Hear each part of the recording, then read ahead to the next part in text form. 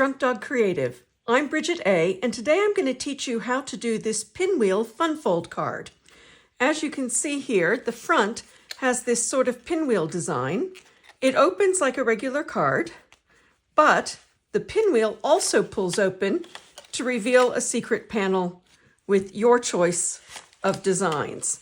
Now, I've made these cards for my grandkids. They live in another country. They live in the US, I live in Australia, so every month I send them a card with greetings from Grandma. And I designed this just for them, and I thought this would actually be a great design for a whole range of different types of cards, not just for kids. And it just folds together so beautifully, and it just tucks in, and then the kids or adults can have a really fun time opening them up.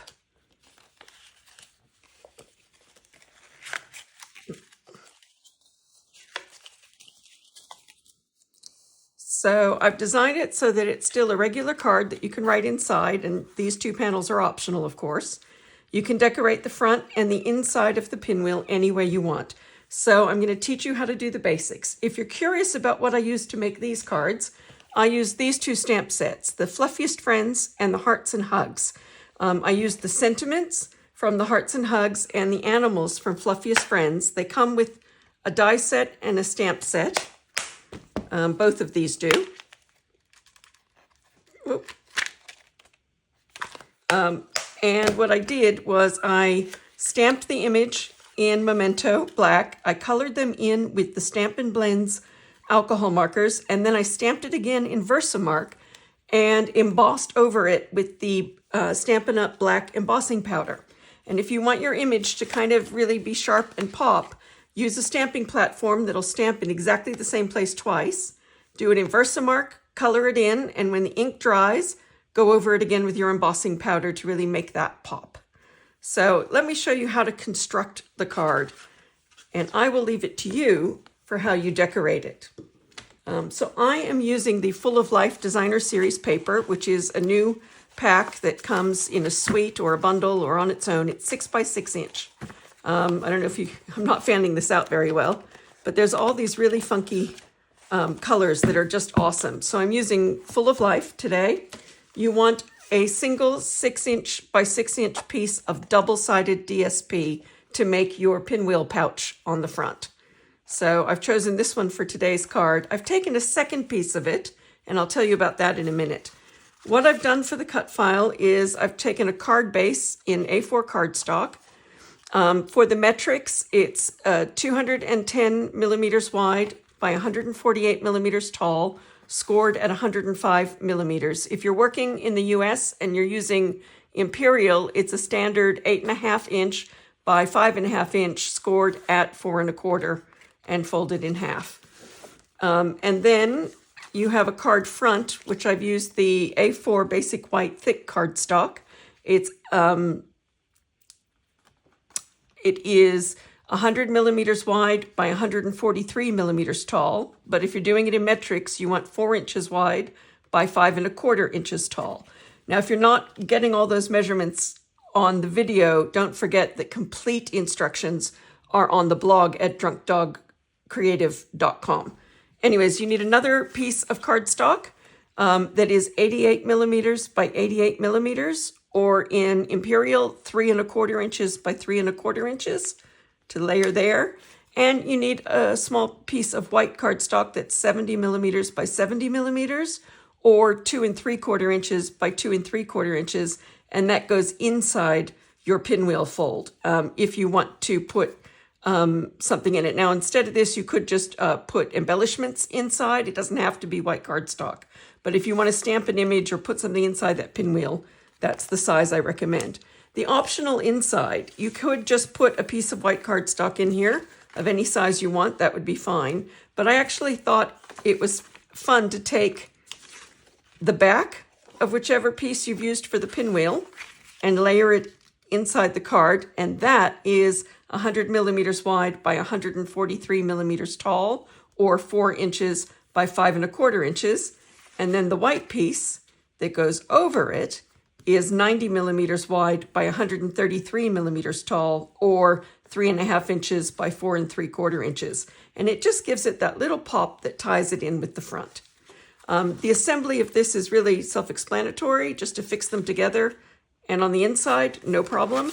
The other easy one is take your white and affix it to the front. But I'll be with you in a minute to show you how to create the pinwheel and put all this together.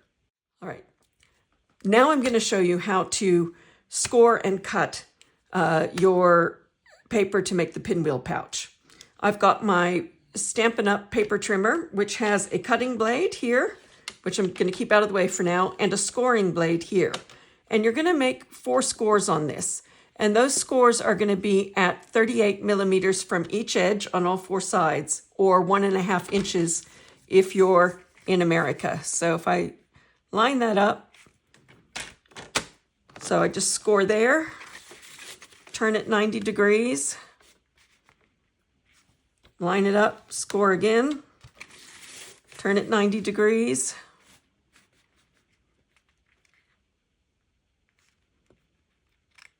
line it up, score again, turn it 90 degrees, line it up, score again at 90 degrees. So now I've got 4 scores, making a box all around. And what I'm going to do is cut out each of the corners. Now you can do it with scissors, not a problem, but I'm also going to do it on my trimmer because the trimmer has something.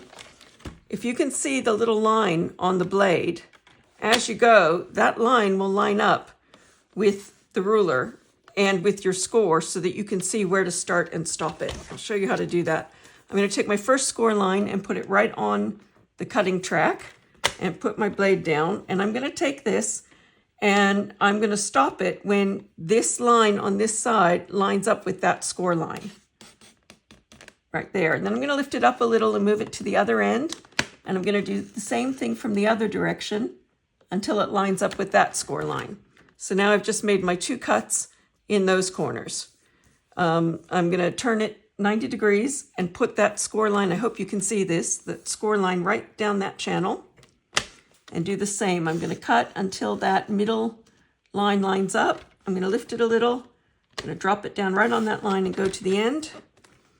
Turn it 90 degrees again. See, one piece is already out. I'm going to line my score line up on the channel. Drop this down. I'm going to bring this in until that line lines up. Lift it up a little to the end and bring it back in toward me to line up again. And then one more. Same thing on this last channel.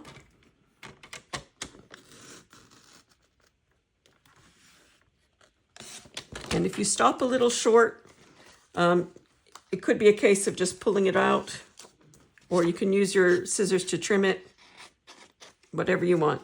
I did that a little rough, so I'm just going to smooth that out a little. So then what I have is like a plus sign, and I would save these pieces to use for other things later because they can be useful for other designs. Now the other thing you're going to do is I'm then going to face it toward me, whichever way up, and I'm going to fold the top left down to the fold line of each corner. So how I do this to make it easier is I put the point of my bone folder right on the point of where I want that folded. And I just fold it over so that the edge goes right along the score line. And then I just crease it with my bone folder. That's one fold made. So the top right down to the score line. Turn it and do the same thing again.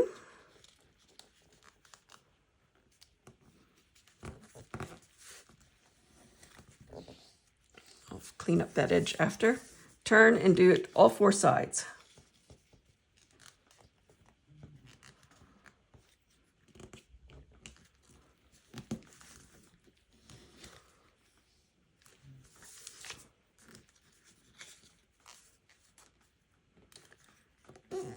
And whichever side of the paper you want to be on the outside is the side that should be up facing you.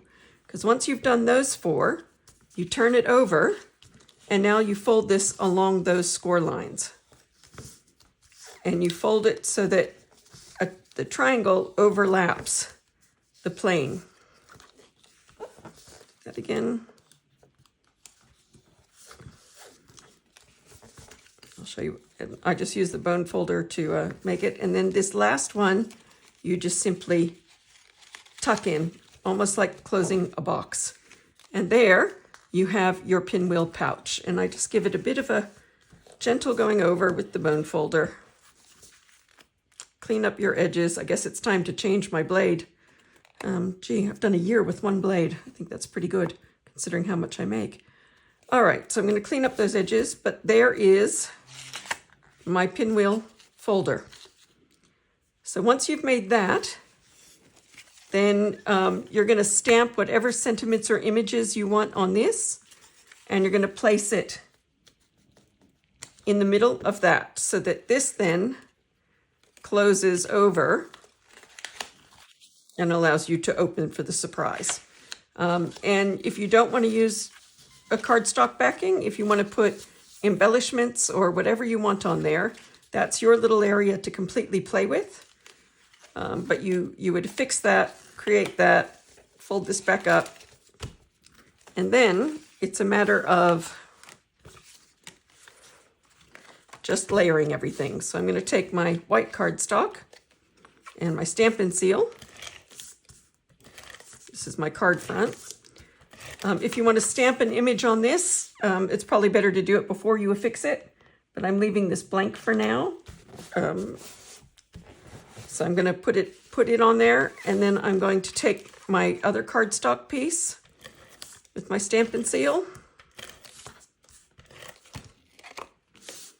And I'm going to place that. It's up to you if you want it in the middle. I always put it a little bit toward the top to leave me room for a sentiment tag or embellishments. And then, of course, your Stampin' Seal on the back of your pinwheel pouch. And you can decide what colors you want where.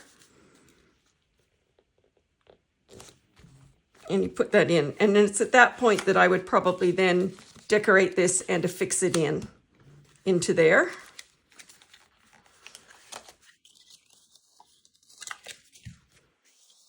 And that becomes your front. And then for your inside, it's a simple matter of putting the optional DSP, and I've done it on the reverse side of the front.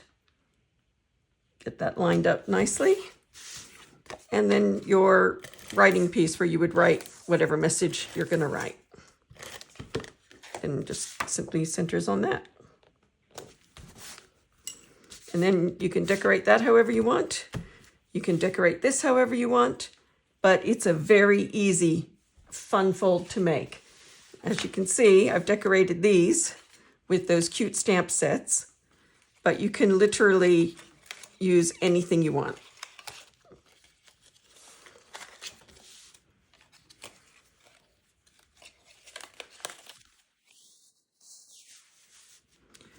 So I am going to leave that up to your imagination for how you want to decorate it with whatever supplies you have.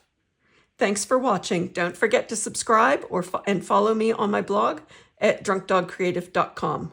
Happy making!